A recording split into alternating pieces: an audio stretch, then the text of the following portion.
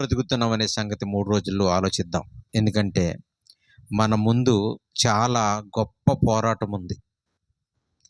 దేవుని బిడ్డలారా, బాప్తీసం తీసుకుని ప్రార్థనకు వెళుతూ సాధారణంగా మనం ఏమనుకుంటామంటే, ఇంకా నాకింక బాధ్యత ఏమీ లేదు, నేను బాప్తీసం పొందేసుకున్నాను, బైబిల్ కూడా కొనుక్కున్నాను, క్రమం తప్పకుండా ఆదివారం ప్రార్థనకి వెళ్తున్నాను, దేవుడికి 10 20 డబ్బులు కూడా ఇస్తున్నానని చెప్పేసి చాలా చాలా ధైర్యంగా బ్రతుకుతున్నాం మనం. మర్చిపోకండి, దేవునికి ఏదైనా ఇచ్చి ఆయన రుణం మనం తీర్చుకునేటంత చిన్నది కాదు. దేవుడికి సర్వ ప్రపంచ ప్రజలందరూ కూడా రుణపడి ఉన్నారు. అది ఒక కానుకిస్తే పోయేది కాదు, అది తీరదది. ఎందుకంటే దేవుడు మనల్ని చాలా గొప్పగా ప్రేమించి మనం పుట్టక మునిపే మనం ఉండడానికి, మన అవసరాలు తీరడానికి అద్భుతమైన ఈ లోకాన్ని కలిగజేశాడు. చూడండి, లోకం ఎంత బాగుందో. ఆయన చేసిన దగ్గర నుంచి ఇప్పటి వరకు కూడా సృష్టిలో ఏ లోపము లేకుండా దేని పని అది జరిగిస్తుంది. పగటిపూట రావడానికి సూర్యుడు ఎప్పుడు లేట్ చేయట్లేదు, ఆలస్యం చేయట్లేదు. రాత్రిపూట రావడానికి చంద్రుడు ఎప్పుడు కూడా ఆలస్యం చేయడు. వర్షాలు, కాలాలు, ఋతువులు చక్కగా జరుగుతున్నాయి. జంతువులు బిడ్డలను కంటున్నాయి, పెంచుకుంటున్నాయి, వయసు వచ్చిన తర్వాత విడిచిపెడుతున్నాయి. పక్షులు గుడ్లు పెడుతున్నాయి, పిల్లల్ని చేస్తున్నాయి, రెక్కలు వచ్చిన తర్వాత వదిలేస్తున్నాయి. అసలు ఈ లోకాన్ని దేవుడు చేసి చూసినప్పుడు ఇప్పటి వరకు కూడా దేని పని అది జరిగించుకుంటూ వెళుతుంది. ఆకాశంలో ఉన్న వస్తువుల దగ్గర నుంచి భూమి మీద ఉన్న జంతువుల వరకు, నీటిలో ఉన్న చేపల దగ్గర నుంచి అంతరిక్షంలో ఉన్న నక్షత్రాల వరకు దేని పని అది జరిగించుకుంటూ వెళుతుంది. దేవుడు చేసిన సృష్టిలో ఏం లోపమేం లేదు కదమ్మా. అబద్ధం అనేది సృష్టిలో అబద్ధం అనేది ఉండదండి కదమ్మా. అబద్ధం అనేది, అన్యాయం అనేది, అక్రమం అనేది సృష్టిలో ఏముండదు. అవన్నీ ఎవరిలో ఉంటాయి అమ్మా? మానవుల్లో ఉంటాయి. ఎందుకు మనకే ఉంటాయి? ఆలోచించాలి. దేవుడంట ఈ మహాలోకాన్ని కలిగజేసినప్పుడు ఒక్కసారి ఆలోచించాడంట. ఆదికాండము 6వ అధ్యాయము 5వ వచనాన్ని చదువుదాం. చూడండి, ఆదికాండములో 6వ అధ్యాయము 5వ వచనం. నరుల చెడుతనము భూమి మీద గొప్పదంటండి. ఏంటమ్మా? నరుల చెడుతనము భూమి మీద గొప్పదా? మంచి గొప్పది కదా ఏంటి? ఇదేంటండి ఇలా రాశారు? మనుషుల చెడుతనము భూమి మీద గొప్పదా? మంచి గొప్పది కదా? చెడుతనం గొప్పది ఏంటండి? చెడుతనం అనేది అసహ్యం కదా, చెడు చేయడం అనేది తప్పు కదా. అంటే దేవుడు తాను చేసిన ఈ ప్రపంచంలో మనుషులను చూస్తుంటే మనుషుల మధ్య చెడే గొప్పగా ఉందంట. అప్పుడే కాదండి, ఇప్పుడు కూడా. అవునా? పదవుల్లో ఎవరుంటారండి? మంచివాళ్ళు ఉంటారా? ఆలోచించండి. మంచివాళ్ళు ఉంటారా? పిల్లలకి పాఠాలు నేర్పించే మాస్టర్లు, ఉపాధ్యాయులు ఎంతోమంది త్రాగుబోతులు ఉంటారు. తాగి స్కూల్కి వెళ్ళే వాళ్ళు ఉంటారు. పిల్లలతో అశ్లీలంగా ప్రవర్తించే మాస్టర్లు ఉన్నారు. చూస్తున్నారు ఎప్పుడైనా మీరు టీవీలో గట్ట వార్తలు వస్తూ ఉంటాయా? దేవుని బిడ్డలారా, ఆలోచించాలి. ఇలాంటి అక్రమం, అన్యాయం అనేది మిగిలిన జంతువుల్లో, పక్షుల్లో ఉండదు. దేవుడు దేనిని చూసినా బాగుంది. ఏది కూడా దేవుడు తమకిచ్చిన ధర్మాన్ని మర్చిపోకుండా చక్కగా దేవుడు చేసినట్టుగానే బ్రతుకులు సాగిస్తుంటే, వీటి మధ్యన దేవుడు ఎవరి జీవితం బాగోవాలని కోరుకున్నాడో ఆ మనుషుల హృదయాల్లోకి తొంగి చూస్తే, మనలోనికి తొంగి చూస్తే, మనలో చెడు గొప్పగా కనపడుతుందంట దేవుడికి. కదండి! మనం ఎవరి బిడ్డలమో తెలుసా మీకు? ఏమ్మా? దేవుని బిడ్డలు. దేవుడు ఎలాంటోడమ్మా? పరిశుద్ధుడు. Very good. పరిశుద్ధుడైన దేవుని బిడ్డలం మనం. కదా! నాన్నగారికి త్రాగుడు అలవాటు లేనప్పుడు, మందు తాగే అలవాటు లేనప్పుడు, తన కడుపున పుట్టిన పిల్లవాడు మందుకు బానిసైపోయి త్రాగొస్తే ఏమంటాడో తెలుసా? రే, ఈ మాయిదారి ఈ త్రాగుడు అలవాటు మా తాతకు లేదు, మా ముత్తాతకు లేదు, ఆ? నాకు లేదు, మా అన్నగారికి లేదు, మా తమ్ముడికి లేదు, మా వంశంలో లేని ఈ పనికిమాలిన అలవాటు నీకు ఎలాగొచ్చిందిరా అంటాడు. అవునమ్మా?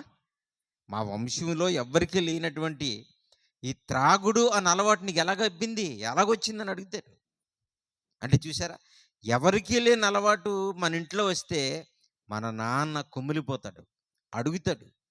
మా ఇంట వంట లేనిది నీకు ఎలాగొచ్చిందిరా ఈ త్రాగుడు అనే అలవాటు, ఈ స్మోక్ చేసే సిగరెట్ కలిసే అలవాటు నీకు ఎక్కడి నుంచి వచ్చిందంటారు. అలాగే దేవుడు అడుగుతున్నాడు ఈ ప్రపంచాన్ని, పరిశుద్ధుడైన దేవునిలో నుంచి పుట్టుకొచ్చిన మనుషులారా, మానవులారా, ఆయనకు లేని పాపం మనకెలా వచ్చింది, ఆయనకు లేని చెడు మన దగ్గరికి ఎలా వచ్చింది? ఆలోచించండి. దేవుడికి ఏమైనా పాపం ఉందమ్మా? ఉంటుందా? ఉండదు. దేవుడు ఎవరు? పరిశుద్ధుడు. ఆయన ఎప్పుడూ తప్పు చేయడు. మీరు చూశారు, యేసుప్రభు గారు పరలోకంలో ఉన్నా తప్పు చేయడు, భూమి మీదకి వచ్చినా తప్పు చేయడు. ఆయన పాతాళలోకానికి వెళ్ళారు, చనిపోయి తిరిగి లేచిన తర్వాత, చనిపోయి వెళ్ళిన తర్వాత. అక్కడ కూడా తప్పు చేసాడని లేదు.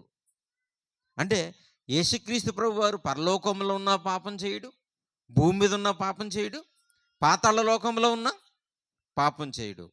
మరి ఎవరు చేస్తారు? మానవుడు. మానవుడు అంటే ఎవరమ్మా? ఏ దేశంలో ఉంటాడు? మనమే. మనమే అని చెప్పాలి. మీరు మానవుడు అని ఆల్రెడీ గంటేకండి. పాపం ఎవరు చేస్తారా? మనమే. ఎవరి నుంచి వచ్చాం? పరిశుద్ధుడైన దేవుళ్ళ నుంచి వచ్చాం. ఎందుకు చేస్తున్నాం? ఆలోచించాలి ప్రియులారా. దేవుణ్ణి నమ్ముకోవడం ఎందుకంటే, బాగా వినాలి, ఇన్ని సంవత్సరాలు నాకు తెలియక తప్పు చేశాను, పాపములో కూరుకుపోయాను తండ్రి, ఇక నుంచి నేను పాపం చెయ్యను అని దేవుడి దగ్గరికి రావడమే నమ్ముకోవడం అంటే. దేవుడి దగ్గరికి రావడం, నమ్మడం అంటే అర్థం ఏంటనుకుంటున్నారమ్మా? పాత జీవితాన్ని విడిచిపెట్టి క్రొత్తగా దేవుళ్ళో బ్రతకడానికి వచ్చిన ఆ రాకని నమ్మకం అంటారు. కానీ ఇక్కడికి వచ్చిన తర్వాత కూడా మరలా మనం అలాగే బ్రతికితే, లోకంలో ఉండేదానికి క్రీస్తులోకి వచ్చిన దానికి తేడా ఏంటి? అప్పుడు అలాగే ఉన్నాం, ఇప్పుడు అలాగే ఉన్నాం. ఉండొచ్చు అలా మనం? బాగా ప్రశ్న వేసుకోవాలి. అలా ఉండకూడదు మనం. అలా ఉన్నాం కనుకనే ప్రభు మనల్ని పిలిచాడమ్మా అండి. మనం పాపముతోనే సాంగత్యం చేస్తూ నాశనానికి పరిగెడుతున్న మన జీవితాల్లో అలా పాడైపోతున్నామనే బాగుపడడానికి దేవుడు మనల్ని ఇక్కడికి పిలిచాడు.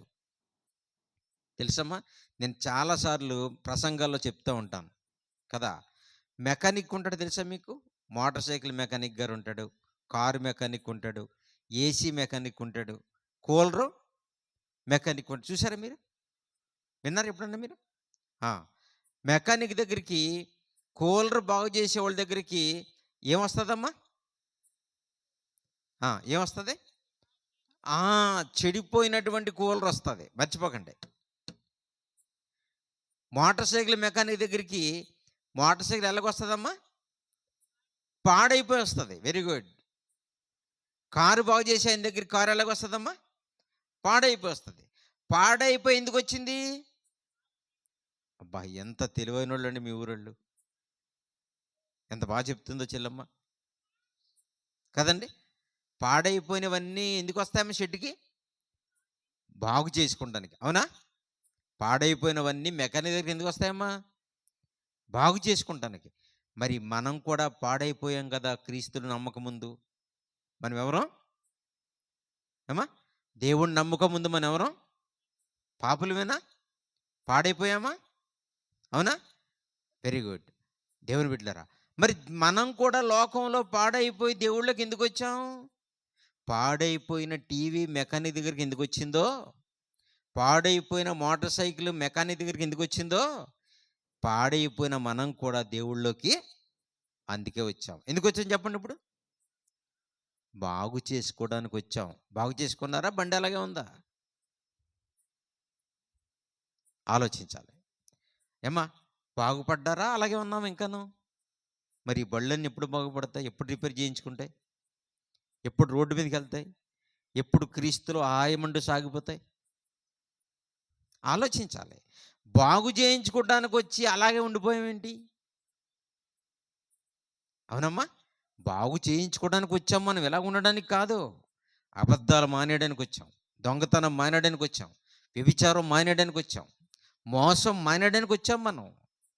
తెలుసా మీకు? అందుకే వచ్చాం ప్రభు దగ్గరికి. అందుకొచ్చి మనకు ఏమీ గుర్తులేనట్టుగా మొత్తం మర్చిపోయి, ప్రభువుని నమ్మక ముందు ఎలాగుండేవాళ్ళమో నమ్మిన తర్వాత కూడా అలాగే ఉంటున్నాం మనం. దీన్ని మారారు అంటారా? ఆలోచించండి.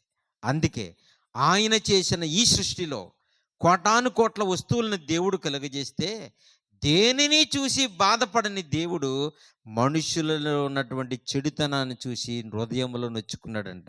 ఆదికాండము 6వ అధ్యాయము 5వ వచనం చూడండి ఒకసారి. నరుల చెడుతనమును చూచి వారి హృదయం యొక్క తలంపుల్లోని ఊహ అంతయు ఎల్లప్పుడూ కేవలము చెడ్డదని యెహోవా చూచి తాను భూమి మీద నరులను సృష్టించినందుకు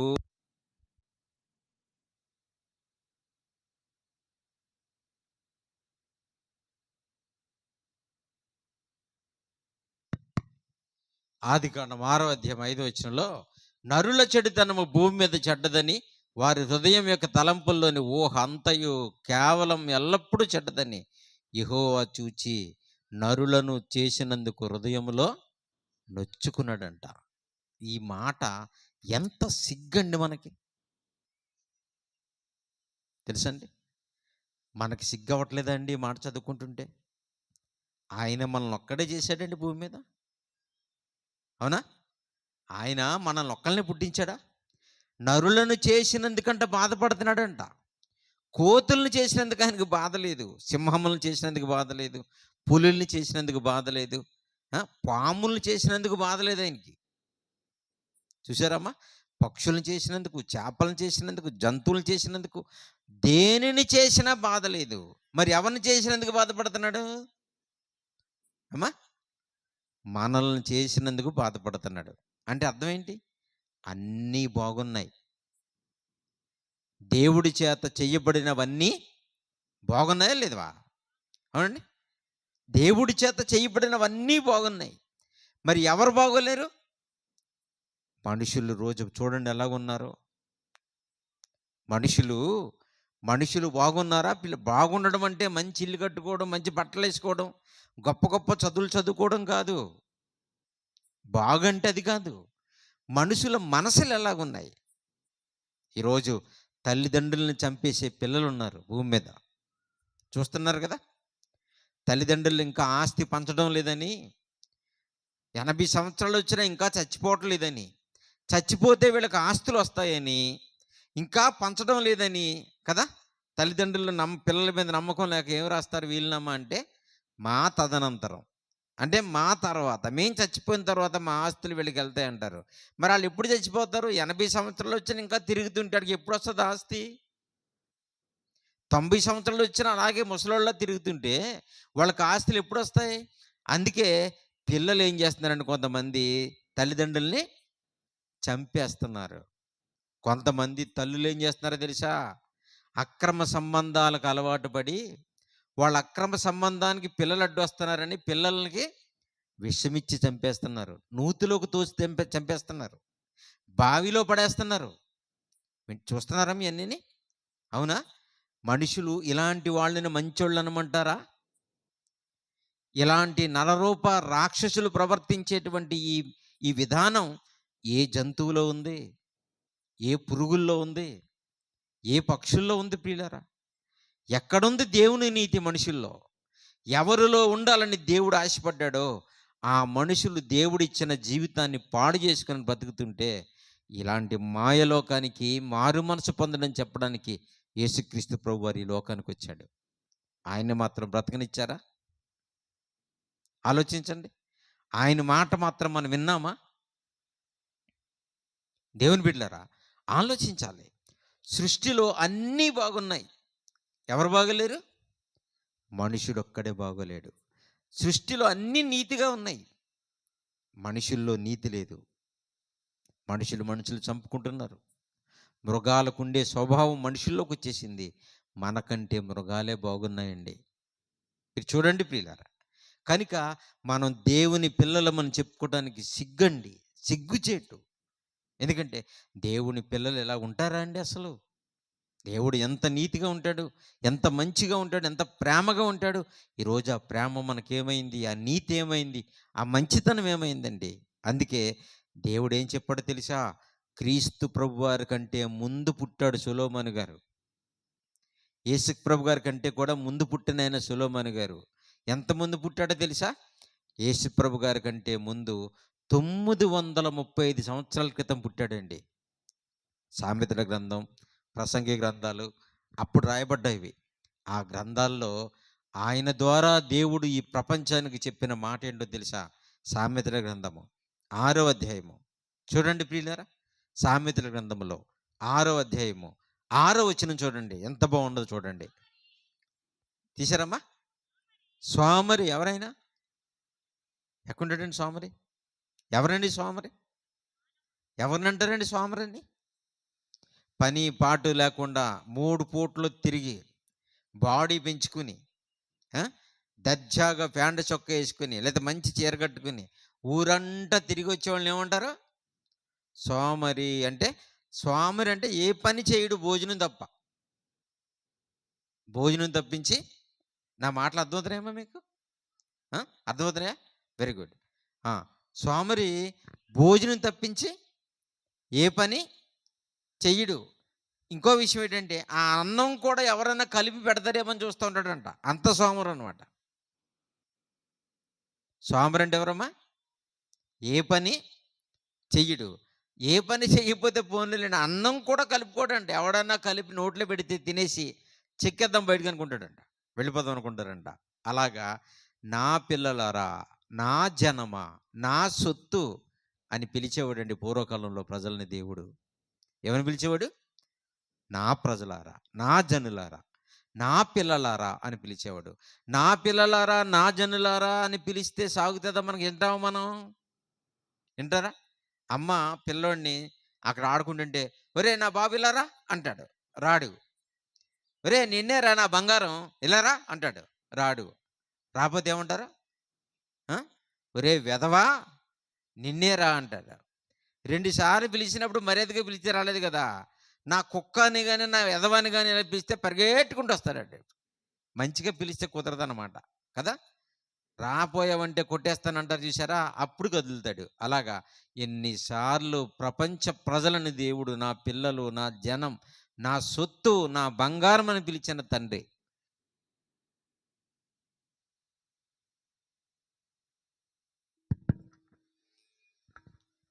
ఆయన మనసు విరిగిపోయిందండి. తెలుసా ఎలా పిలిచారండి? ఇశ్రాయేలీలంటే దేవుని తోట అంట, దేవుని వనం, దేవుని జనమళ్ళు, దేవుని సొత్తుగా పిలువబడినటువంటి ఇశ్రాయేలీలు. దేవుడు వాళ్ళని ఏమని పిలిపిస్తున్నాడు?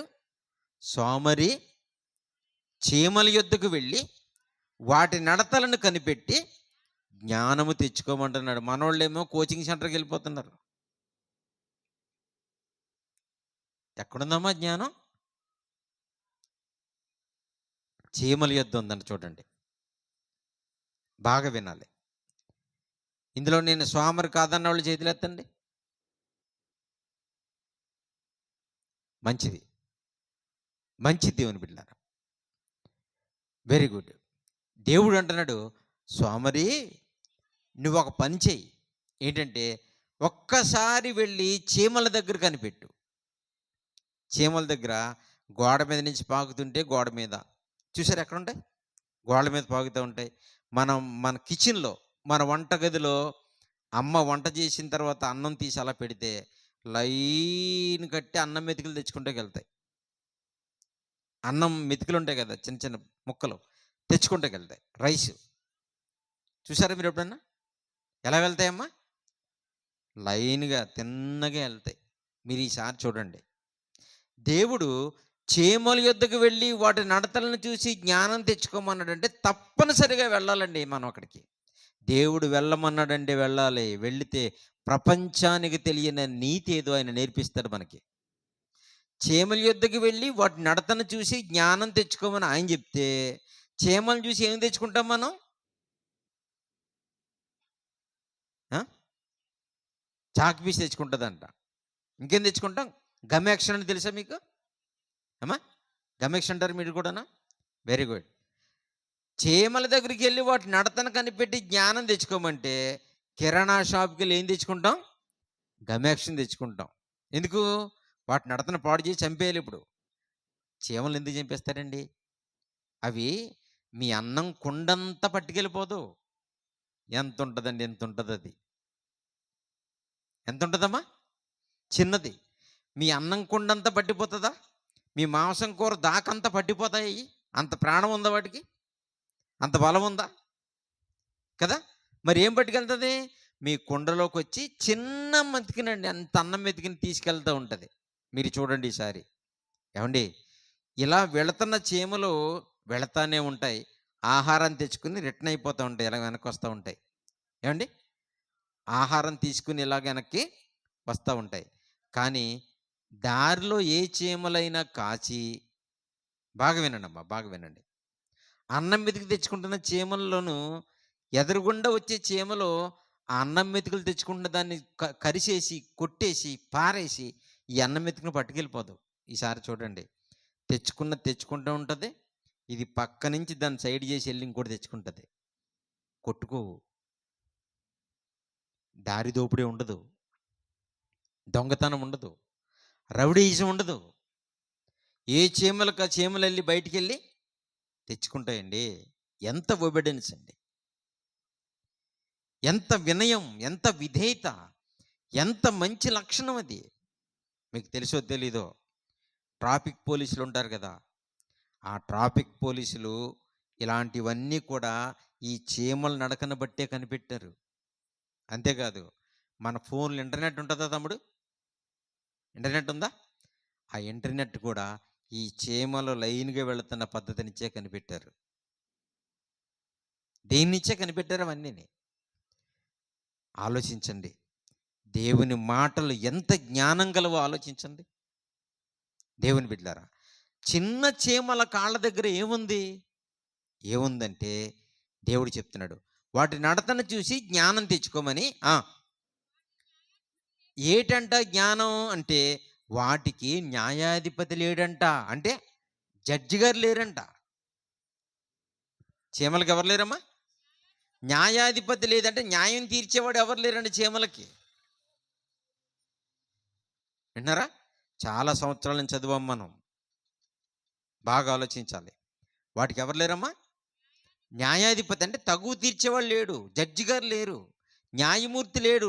లాయర్ లేడు దానికి. మరి ఎవరికున్నారు? ఆ! అమ్మో! మనకు తక్కువేటండి. మనకి జిల్లా కోర్ట్ ఉంటది. తర్వాత హైకోర్ట్ ఉంటది. తర్వాత సుప్రీం కోర్ట్ ఉంది. తర్వాత తెలీదా ఏముంటదో? అంతర్జాతీయ న్యాయస్థానం. అతి పెద్దదనమాట అది. అవునా? అమ్మ, నాన్న ఉన్నారు. స్కూల్లో మాస్టర్ ఉన్నారు. బయట పెద్దలున్నారు. జిల్లా కోర్టు, హైకోర్టు, సుప్రీం కోర్టు, అంతర్జాతీయ న్యాయస్థానం. ఎన్ని కోర్టులు ఉన్నాయో మనకి. ఎంతమంది లాయర్లు ఉన్నారు, ఎంతమంది జడ్జిలు ఉన్నారో. అయినా మనకేం లేదు? చెప్పండమ్మా? మంచి నడవడిక లేదు. మనకి నీతి లేదు. కానీ నోరు లేని చిన్న ప్రాణులండి చీమలు. వాటి గురించి దేవుడు చెప్తుంటున్నాడు. వాటికి న్యాయాధిపతి లేడు రాయనా అంటున్నాడు. పై విచారణకర్త లేడంట. చూసారా? న్యాయాధిపతి లేడు, పై విచారణకర్త లేడు. ఎందుకు లేడు? ఎందుకు లేడు తెలుసా? అసలు వాడికి గొడవలు లేవు, చీమలు ఏమి లేవు, గొడవలు లేవు, బాంబులు వేసుకోవు, కత్తులతో నరుక్కోవు, పిస్టల్తో కాల్చుకోవు, చీమ కొట్టుకోవు, ప్రశాంతంగా ఉంటాయి. దొరికితే తెచ్చుకుంటాయి, లేదంటే నోరు మూసుకుని చక్కగా పుట్టలో ఉంటాయి. అవునా? రంధ్రాల్లో ఉంటాయి చక్కగాను. దేవుని బిడ్డలారా చూడండి, ఆలోచించండి. వాటికి న్యాయాధిపతి లేడంటే ఎందుకు లేడు? చీమలకి పోలీస్ స్టేషన్ లేదు, చీమలకి ఎస్ఐ గారు లేరు, చీమలకి జడ్జి లేడు, చీమలకి గొడవ ఇవన్నీ ఎందుకు లేవంటే అసలు గొడవలు లేవు వాటికి. చీమలు గొడవలు లేవు. గొడవలు లేకపోతే వీళ్ళందరూ ఎందుకు? మనకెందుకున్నారు జడ్జి గారు? మనలో గొడవలు ఉన్నాయి కనుక. మనకెందుకున్నారు ఎస్ఐ గారు? మనలో కొట్టుకుంటున్నాం కనుక. మనకెందుకుంది కోర్టు అంటే మనలో తగాదాలు వచ్చాయి కనుక, గొడవలు పడుతున్నాం కనుక. దేవుని బిడ్డలారా చూడండి, ఆయన చేత చేయబడిన ఈ సృష్టిలో కంటికి కనపడని చిన్న చీమలే ఇంత బుద్ధిగా బ్రతుకుతుంటే, ఎంత హ్యాపీగా బ్రతుకుతుంటే, దేవుని బిడ్డలారా ఈ సృష్టిలో మనుషులన్న వాళ్ళు ప్రధానులు, గొప్పవాళ్ళు. మనం సాక్షాత్తు దేవునికి పిల్లలం,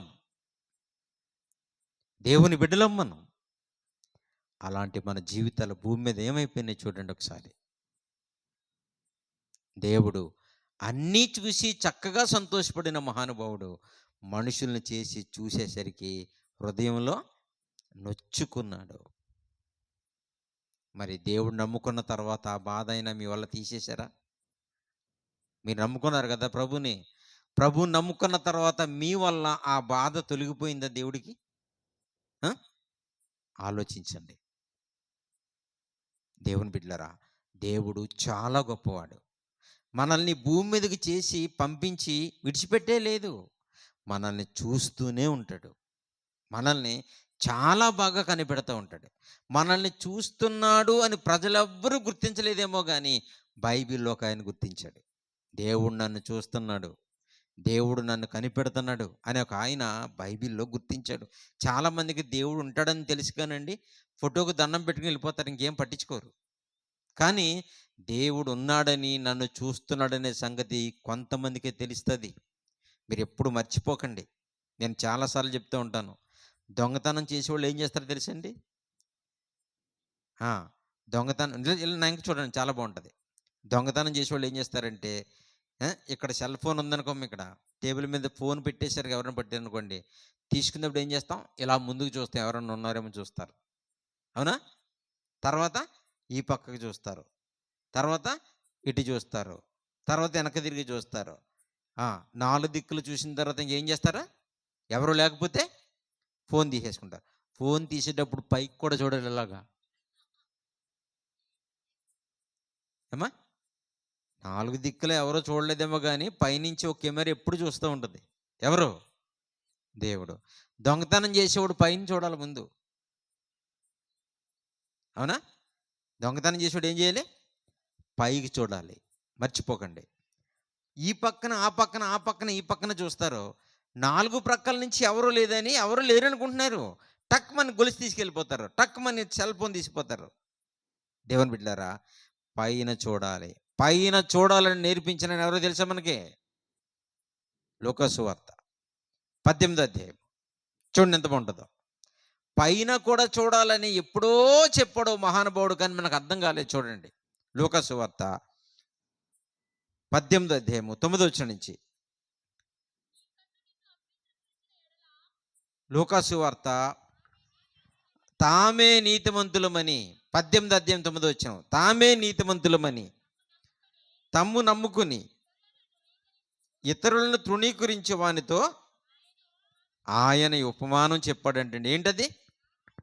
ప్రార్థన చేయటానికి 2 మనుషులు దేవాలయంలోకి వెళ్ళారండి. ఎందుకమ్మా? ప్రార్థన చేయడానికి వెళ్ళారంట. ఏమంటే ప్రార్థన ఇంటికాడ వింటా దేవుడు? దానికోసం దేవాలయంలోకి వెళ్ళాలా? పోలే, వెళితే వెళ్ళారులేండి, మంచిదే. అక్కడనే ప్రార్థన చేసుకుంటున్నారు, వెరీ గుడ్. వెళ్ళాను. వారిలో ఒకడు పరిసయుడు, ఒకడు సుంకరి. పరిసయుడు నిలబడి, దేవా, నేను చోరుని కాదు, అన్యాయస్తుని కాదు, వ్యభిచారిని కాదు, ఇతర మనుషుల వల్ల లేను. ఈ సుంకర్ నా పక్కన నిలబడ్డాడే, ఆడలేటోడు కూడా కాదు నేను. ఉండనందుకు నీకు కృతజ్ఞతాస్తుతి చెల్లిస్తున్నాను.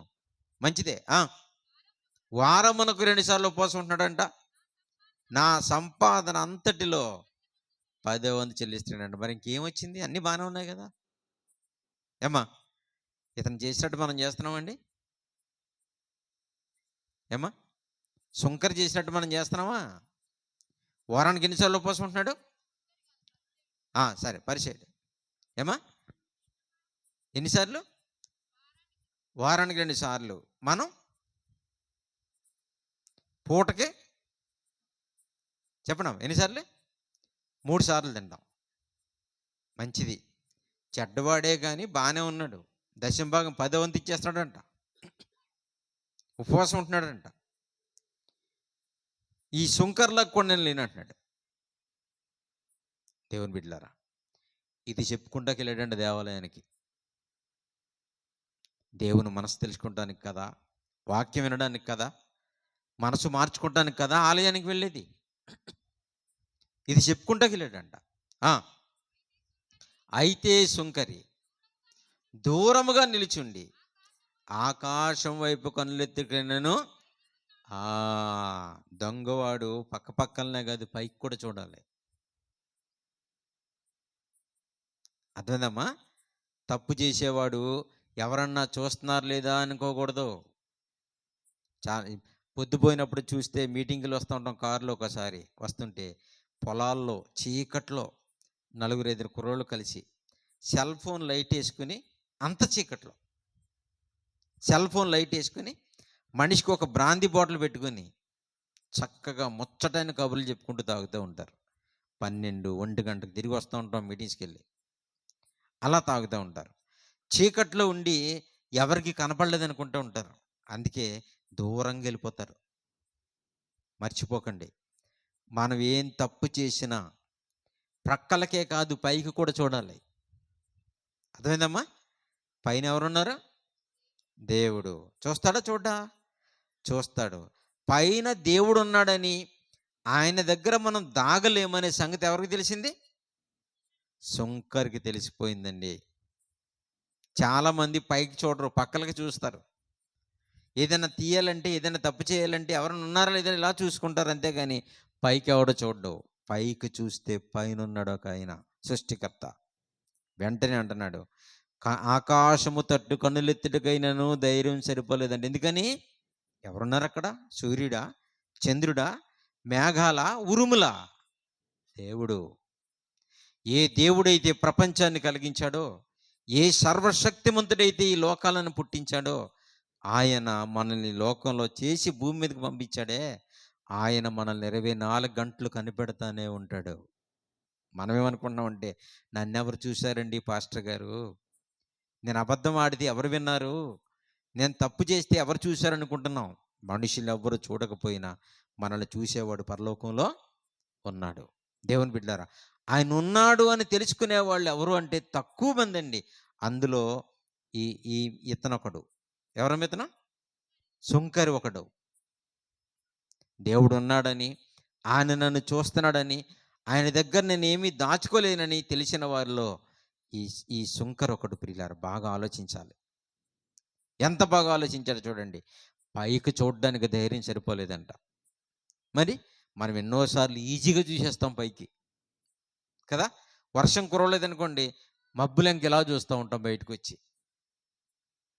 దేవుని బిడ్డలారా, దేవుడు చాలా గొప్పవాడు. చాలా గొప్పగా మనల్ని పుట్టించాడు. అన్ని జీవరాశుల కంటే గొప్ప జీవితం మనకిచ్చాడు. మనం చీమల కంటే గొప్పవాళ్ళమండి. మన దగ్గరికి అవి రావాలండి. తెలుసా మీకు? చీమల దగ్గరికి మనం వెళ్ళాలా, మన దగ్గరికి అవి రావాలా? మన దగ్గరికి అవి రావాలి. ఎందుకు? సృష్టిలో చక్రవర్తులుగా చేశాడు దేవుడు మనల్ని కదా. ఆదామవ్వలను పుట్టించినప్పుడు ప్రతి భూజంతువు ఆదం దగ్గరికి వచ్చిందా లేదా? చీమ వచ్చిందా? చూడండి, ఆదికాండంలో 2వ అధ్యాయము చాలాసార్లు చదువుకుంటూ ఉంటాం కదా మనం. చూడండి, ఒకానొక టైంలో ప్రపంచంలో జంతువులన్నీ మానవుడి దగ్గర కాళ్ళ దగ్గరికి వచ్చి పేర్లు పెట్టించుకున్నాయంటండి. ఆదికాండము 2వ అధ్యాయంలో ఉంటది కదా! ఆదాము దానికి ఏం పేరు పెట్టెనో 19 వచనమమ్మా.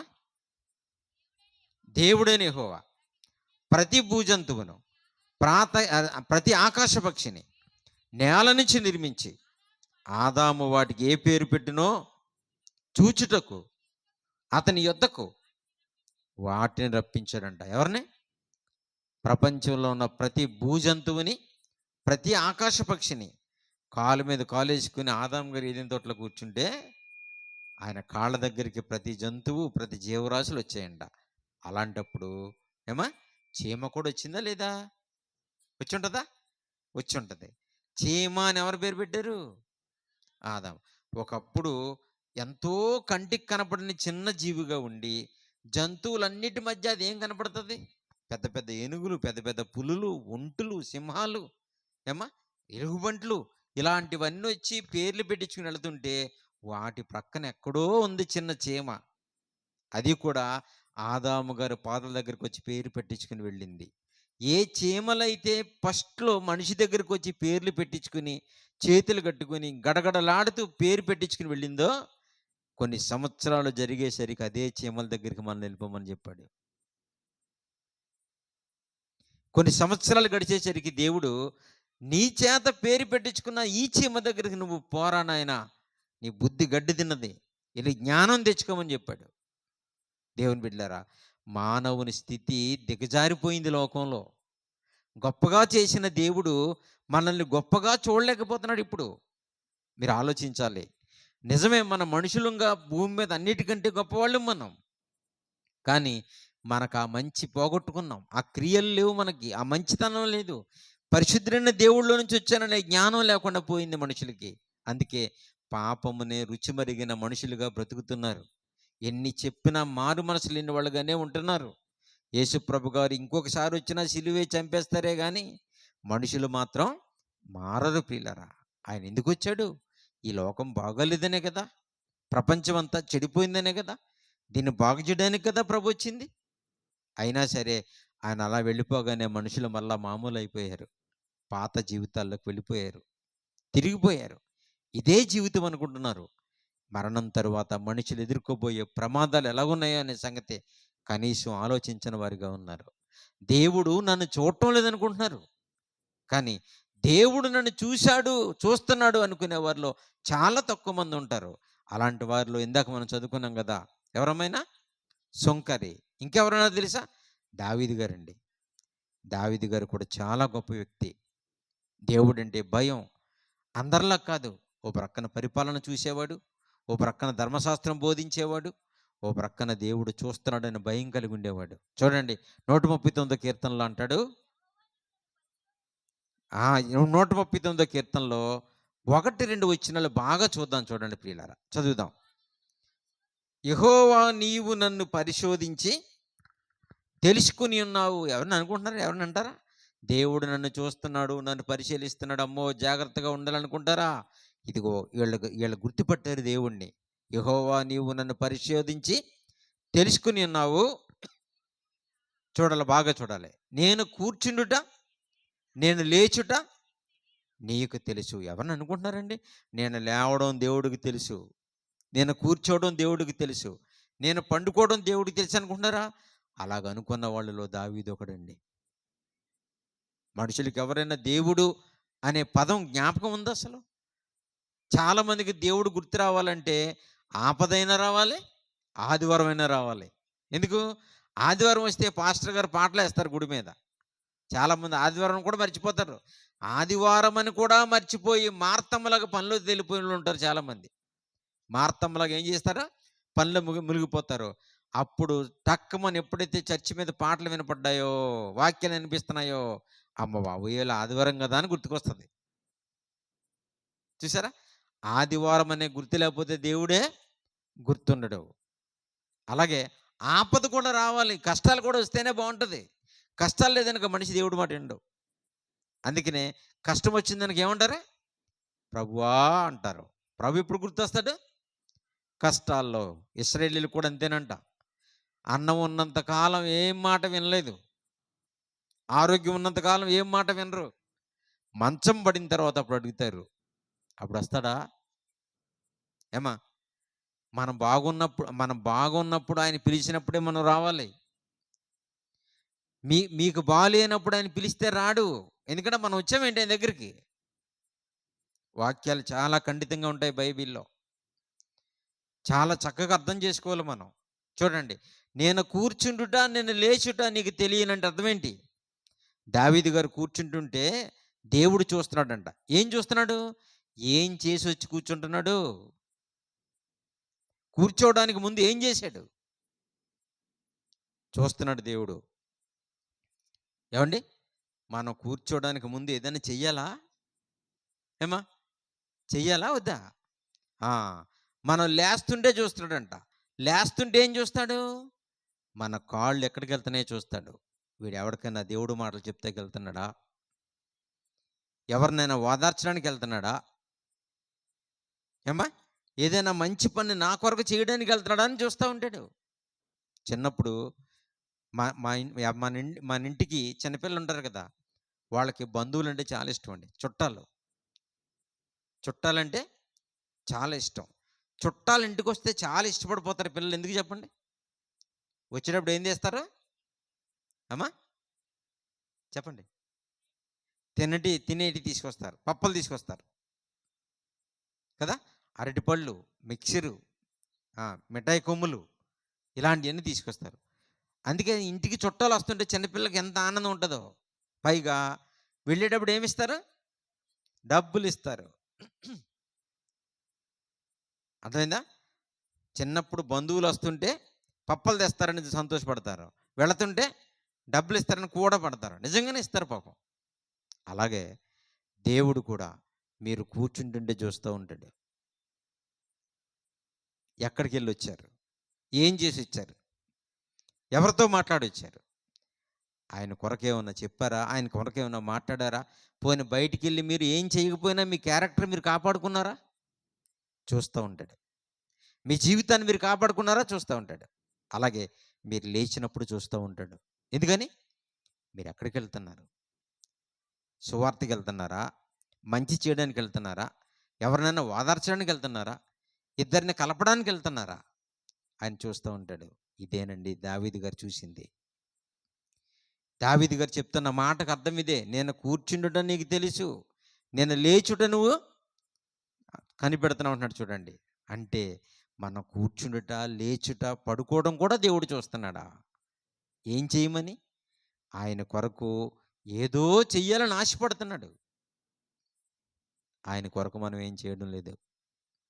మన పనులే చేసుకుంటూ ఉంటాం కదమ్మా. మనం మన పనులు చేసుకుంటానికి తీరికలేదు. అంతే కదా. మార్త ఏమంది మరియమ్మ దగ్గరికి వచ్చి, ప్రభువా ప్రభువా, నేను ఒక్కడిదాన్నే లోపల కష్టపడుతుంటే నీకు బాధ లేదా? మా సహోదరిని కూడా బయట నాతో పంపించమని చెప్పవా? ఈవిని కూడా చెడగొట్టేస్తానంటుంది. ఈవిని కూడా పాడు చేసేస్తాను, ఈవిని పంపించవా లోపలికని అడుగుతుంది.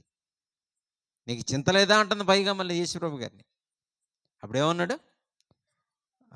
మరియ ఉత్తమమైన దాన్ని ఏర్పరచుకుంది. ప్రపంచంలో ఉత్తమమైనది అంటే చదువులు, పదవులు, అధికారాలు కాదండి. ఉత్తమమైనదంటే క్రీస్తు పాదాలు.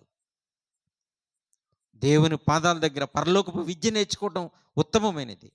పరలోకానికి వెళ్ళే మరో జీవితం ఆయన పాదాల దగ్గరే ఉంది. అక్కడే పట్టుకోవాలి. దేవుని బిడ్డలారా, ఆయన పాదాలు బతికుండగా విడిచిపెట్టకూడదు. వదిలేస్తున్నారు మీరు. ఆపద వచ్చినప్పుడు పట్టుకుందాం అనుకుంటున్నారు. ఏమ్మా? మనకు కష్టం వచ్చినప్పుడు దేవుడు వస్తారా మన దగ్గరికి? వస్తాడా? మీరు వస్తే వస్తాడు. మీరు బాగున్నప్పుడు మీ దగ్గరికి వస్తే వస్తాడు. ఏమ్మా? మీరు బాగున్నప్పుడు మీరు ఆయన దగ్గరికి వస్తే వస్తాడు. అవునా కదా? మీరు రాకపోతే మీకు బాగులేనప్పుడు ఆయన వస్తాడా? రాడు. ఎక్కడ ఉంది రానని? సామెతల గ్రంథం చూడండి. చాలామంది అప్పుడెందుకులేండి, మంచం ఎక్కిన తర్వాత నమ్ముకుందాం దేవుణ్ణి, జబ్బు పడ్డ తర్వాత పిలుద్దాం రమ్మని దేవుణ్ణి అనుకుంటున్నారు. చాలామంది మంచం మీద పడి ఏమంటారంటే ఇలాగే, భగవంతుడా వచ్చి నన్ను తీసుకుపోరా అంటూ ఉంటారు. ఎక్కడికి తీసుకుపోతాడో చూడండి, వస్తాడేమో. సామెతల గ్రంథం 1 అధ్యాయము 21 వచనం చూడండి. 21 వచనం. సామెతల గ్రంథము 1 అధ్యాయము 23 వచనం. నా గద్దింపుని విని తిరుగుడి, ఆలకించుడి, నా ఆత్మను మీ మీద కుమ్మరించెదను, నా ఉపదేశములు మీకు తెలిపెదను. నేను పిలువగా అదిగో, నేను పిలిచినప్పుడు మీరు వినలేదంట, మీరు వినకపోతిరి. నా చెయ్యి చాపగా ఎవ్వరును లక్ష్య పెట్టకపోతిరి. నేను చెప్పిన బోధ ఏమియు మీరు వినక త్రోసివేసితిరి. నేను గద్దింపగా, చూసారు ఎంత బాగుందో. అంటే ఇప్పుడు గనక మనం వినకపోతే మంచం పట్టిన తర్వాత ఆయన వినడానికి చెప్పడానికి చెప్తున్నాడు. నేను పిలవగా నువ్వు రాలేదు, నేను చెయ్యి చాపగా నాకు ఎందుకన్నావు, నా గద్దింపు విని తిరగలేదు కదా ఆ అబ్బాయి. ఇప్పుడు బాలు నా కోర్టులో ఉంటుంది. చదవమ్మా. నేను గద్దింపుగా లోబడలేదు కాబట్టి మీకు అపాయము కలుగగా దేవుడు నవ్వుతాడా? ఉందమ్మా బైబిల్లో? ఏమా మనకు అపాయం కలిగితే దేవుడు నవ్వుతాడా? ఇదేంటి ఇలా మారిపోయాడు దేవుడు? మనకు అపాయం కలిగితే మన అపాయంలో ఆయన కూడా దుఃఖపడాలి. అలా యోబు గారిని చూసి దుఃఖపడ్డాడు దేవుడు. అనవసరంగా సాతాను శోధించడానికి నా కుమారుడైన యోబుని ఇచ్చానని దేవుడు బాధపడ్డాడు. మనం బాధలో ఉన్నప్పుడు ఆయన బాధపడాలంటే ఆయన పిలిచినప్పుడు మనం రావాలి, ఆయన చెప్పినప్పుడు మనం మారిపోవాలి. లేదంటే సీన్ రివర్స్ అయిపోతుంది. వింటారమ్మా? నా గద్దింపు మీరు తిరగలేదు కనుక మీకు అపాయం వచ్చినప్పుడు నేను నవ్వుతాడంట. నిజమేనా? ఏమా చూడండి, దేవుణ్ణి ఎలా మార్చేసుకుంటున్నాం మనం. తల్లి మరిచినా నిన్ను మర్చిపోనన్నాడు, చూడు మన అరచేతుల్లో నిన్ను చెక్కునన్నాడు. ఆ మాటలన్నీ పని చేయకపోతే జరిగేది చివరికి ఇదే. ఆ మాటలు పనిచేయలేదనుకోండి, చివరికి ఇలాగే అంటున్నాడు. చూడండి, నీకు భయం వచ్చినప్పుడు నేను అపహాసం చేసేదను, భయము నీ మీదకి తుఫాను వలె వచ్చినప్పుడు, సుడిగాలు వచ్చినప్పుడు, నీకు అపాయం కలిగినప్పుడు, నీకు కష్టమును దుఃఖమును వచ్చినప్పుడు, ప్రాప్తించినప్పుడు నేను అపహాసం చేస్తాను. ఇలా మార్చేసుకుంటారా దేవుణ్ణి? ఎంత గొప్ప దేవుడు ఎలా మారిపోయాడు చూడండి. తల్లి మరిచినా నిన్ను మర్చిపోనన్నాడు. ఏమా అరిచేతిలో చెక్కుంటున్నాడు. దేవుని బిడ్డలారా, ఎంత మంచి దేవుడు పిలిచినప్పుడు మనం వెళ్ళకపోతే, చెప్పినప్పుడు మనం మారకపోతే, మనకంటూ కష్టం వచ్చే రోజు ఒకటి ఉంటుంది. ఆ రోజులో మన బాధ ఏ డాక్టర్ గారు తీయలేడు. ఈరోజు మీరు వినాలి. విన్నారమ్మా? ఆయన పిలిచినప్పుడు మనం వస్తే, మనం పిలిచే రోజు ఉంటుంది, అప్పుడు ఆయన వస్తాడు.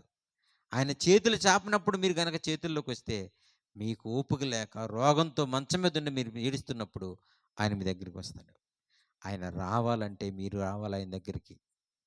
ఆయన మాట వినాలి, ఆయన చెప్పిందల్లా మనం జరిగించాలి. జీవితాన్ని మార్చుకోవాలండి.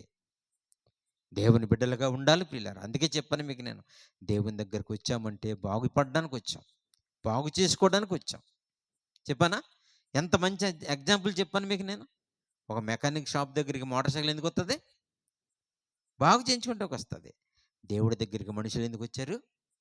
బాగు చేసుకోవడానికి వచ్చాం. పాడైపోయిన మన జీవితాలు, చితికిపోయిన మన బ్రతుకులు, దేవుని బిడ్డలారా, పాడైపోయిన మన జీవితాలను కట్టడానికి ప్రభు మన దగ్గరికి వచ్చాడు. చూసారా? వర్షాకాలంలో ఎవరు వస్తారు మన వీధిలోకి? తెలీదా మీకు? గొడుగులు బాగు చేస్తాం వస్తారు కదా. వర్షాకాలంలో గొడుగులు బాగు చేసేవాళ్ళు వస్తారు, టీవీలు బాగు చేసేవాళ్ళు ఉంటారు, ఫ్యాన్లు బాగు చేసేవాళ్ళు ఉంటారు. అంటే ప్రజల దృష్టిలో పాడైపోయిన గొడుగులు, ఫ్యాన్లు, టీవీలు అనుకుంటున్నారు. మనుషులు పాడైపోలేదా? మనుషులను బాగు చేసి ఆయన ఒకే ఒక ఆయన ప్రపంచంలోకి వచ్చాడు. ఎవరైనా? యేసుక్రీస్తు ప్రభు వారు. చూడండి, లూకా సువార్త లూకాసు సువార్త 19వ అధ్యాయం 10వ వచనంలో మీరు చూస్తే ఇదే మాట అక్కడ ఇలాగే రాయబడింది చూడండి. చూసారా?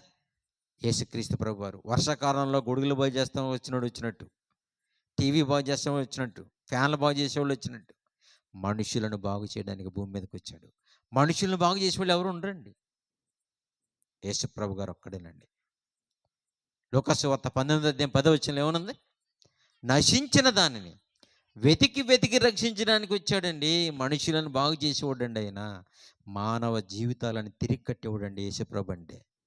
చితికిపోయిన మన బ్రతుకుల్ని కట్టేవాడండి. తెలుసా? ఒక సమరయ స్త్రీతో మాట్లాడితే ఆమె జీవితాన్ని కట్టాడు.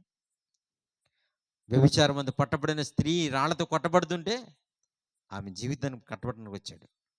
అన్యాయంగా ప్రజల దగ్గర డబ్బులు తీసుకుని ఆస్తులు సంపాదించి ఇదే జీవితం అని మోసపోతుంటే అలాంటి జక్కయ్య దగ్గరికి వచ్చాడు ప్రభు. ఇలాగ ఎన్నో బ్రతుకులు చిరిగిపోయిన ఎన్నో మానవ జీవితాలను కట్టాడండి ఆయన. ఈరోజు మనం బాగున్నాం అనుకుంటున్నాం, మనం నాకు ఏ లోటు అండి అనుకుంటున్నాం, నాకు ఆరోగ్యం బాగుంది అనుకుంటున్నాం. శారీరకంగా మీకు అన్నీ బాగోవచ్చే కానీ ఆత్మీయంగా మీరు బాగోలేరు ప్రియులారా. మనల్ని బాగు చేయడానికి వచ్చినప్పుడు ప్రభు ఆయన చేత బాగు చేయించుకునే వాళ్ళమే మనం. ఇలాగే ఉంటే కాలం వెళ్ళిపోతుంది, వయసు అయిపోతుంది, దేవుడిచ్చిన టైం అయిపోతుంది. తెలుసా మీకు? మన దినాలను మనం గుర్తించుకోవటం లేదు, పాడు చేసుకుంటున్నాం. చూసారా? మనుషుల్ని మంచి వాళ్ళ దగ్గరికి ప్రభు రాలేదండి. తెలుసా? నశించిపోతున్న దానిని వెతికి రక్షించడానికి వచ్చాడు. చూసారా? మనం వాడుకునే ప్లాస్టిక్ డబ్బాలు, ప్లాస్టిక్ డొక్కులు, ప్లాస్టిక్ బకెట్లు, చిరిగిపోయిన చీరలు, పగిలిపోయిన గ్లాసులు ఇవన్నీ ఎక్కడ పడేస్తామమ్మా? పెంట మీద పడేస్తాం, తీసుకెళ్ళి రోడ్డు పక్కన పెంటల మీద పడేస్తాం. మనకు పనికిరానివన్నీ ఏరుకోవడానికి ఒక ఆయన వస్తాడు. ఎవరు? పాత సామాన్లు ఎరుకునేవాడు వస్తాడు, పగిలిపోయినవన్నీ ఏరుకుంటాడు. మనకు అక్కర్లేని పడేసిన పగిలిపోయిన డొక్కులు, చీరలు, బకెట్లు, గాజు ముక్కలు ఇవన్నీ బస్తా సంచులు ఏరుకుంటానికి ఒక ఆయన వస్తాడు. తీసుకెళ్ళి ఏం చేస్తాడు అనుకుంటున్నారు? ఈ పగిలిపోయినవి, పనికిరానివి అన్నీ ఏరుకొని తీసుకెళ్ళి ఫ్యాక్టరీ వాళ్ళకి అమ్మేస్తే ఆ ఫ్యాక్టరీ వాళ్ళు వీటిని కొనుక్కొని ఫ్యాక్టరీలో వేస్తే తిరిగి మరలా కొత్తగా బయటకు వస్తాయి. తెలుసా? మనం వాడేసి పాడేసిన వాటర్ బాటిల్ ఎన్ని ఏం చేస్తారు అనుకుంటున్నారు? నీళ్ళు సీసాలు పగిలిపోతే ఏం చేస్తారు?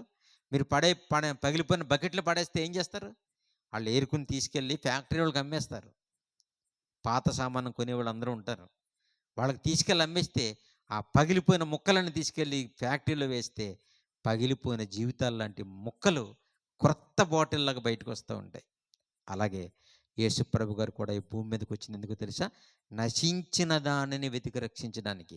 పగిలిపోయిన బాటిల్ని ఏరుకోవడానికి ఆయన వచ్చినట్టు పాడైపోయిన జీవితాలను కట్టడానికి ప్రభు వచ్చాడు. మీకు అర్థమవుతుందని మీ స్థాయికి దిగి మాట్లాడుతున్నాను. దేవుని బిడ్డలారా, మనం బాగున్నాం అనుకుంటున్నారా మీరు?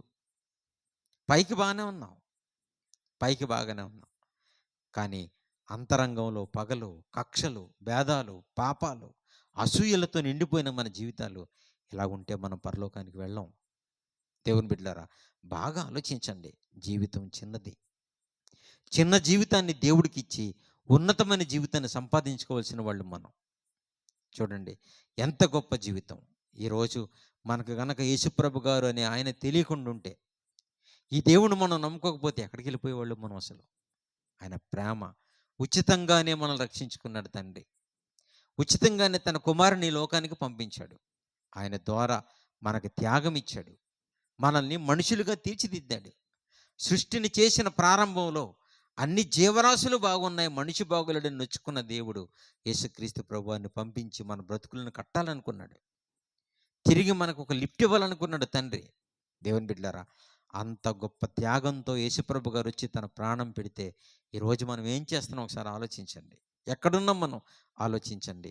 ఎంత విలువైన జీవితంలోనికి ప్రభు మన పిలిచాడో చూడండి. ఇంతకంటే గొప్ప జీవితం ఏముంది చెప్పండి పిల్లారా? అందుకే దేవుడు మాట వినాలి, దేవుడి కోసం బ్రతకాలి, దేవుని దగ్గరికి రావాలి. దేవుడు చాలా గొప్పవాడు. దేవుడు అంటే ఉన్నతమైన వాడు. మనుషులు కావాలనుకుని కోరుకునేవాడు ప్రియులారా. ఆయన మనం దూరం చేసుకోకూడదు. చాలా గొప్పవాడు. కాబట్టి దేవుడు చెప్పిన మాటలు చాలా విలువైనవి. ఆయన్ని చూస్తున్నాడా లేదమ్మా? చూస్తున్నాడంట. నన్ను చూస్తున్నాడని ఎవరు తెలుసుకున్నారు? సుంకర తెలుసుకున్నాడు. ఇంకెవరు తెలుసుకున్నారు? దావీదు తెలుసుకున్నాడు. నేను కూర్చుండుటయు, నేను లేచుటయు, నేను పడుకుండుటయు నువ్వు చూస్తున్నావు. అంటే నేను ఏం చేసి వచ్చి కూర్చుంటున్నానో నువ్వు చూస్తున్నావు, ఏం చేయడానికి లేస్తున్నానో చూస్తున్నావు, ఏం చేసి వచ్చి పండుకుంటున్నానో చూస్తున్నావు తండ్రి. ఈ తెలివి నా బుర్రకు మించినది అంటున్నాడు, నాకు అగమ్య గోచరం అంటున్నాడు. నువ్వు ఇంత గొప్పవాడు పెట్టి తండ్రి అంటున్నాడు. చూడండి దేవుని బిడ్డలారా, ఆయన్నే కాదు మనందరినీ కూడా దేవుడు చూస్తూ ఉంటాడు. అందుకనే ఆయన కార్యక్రమాలు చేయాలి, ఆయన కోసం బ్రతకాలి, ఆయన వెలుగుని ప్రపంచానికి చాటి చెప్పాలి ప్రియులారా. అందుకే సభలు, ఆ సభల్లో మనం మారాలి. ఈ సభలు మన ఆత్మీయ జీవితానికి ఎంతో అద్దం పట్టాలి. గొప్పవారిగా దేవుడి కోసం ఉన్నతంగా బ్రతకాలి. దేవుడు మనల్ని గొప్పగా చూస్తున్నాడు. తెలుసా మీకు? మత్తయి సువార్త 5వ అధ్యాయము 13, 14 వచనాలు చూడండి ప్రియులారా. మత్తయి గారు రాసిన సువార్తలో 5వ అధ్యాయము 13, 14 వచనాలు.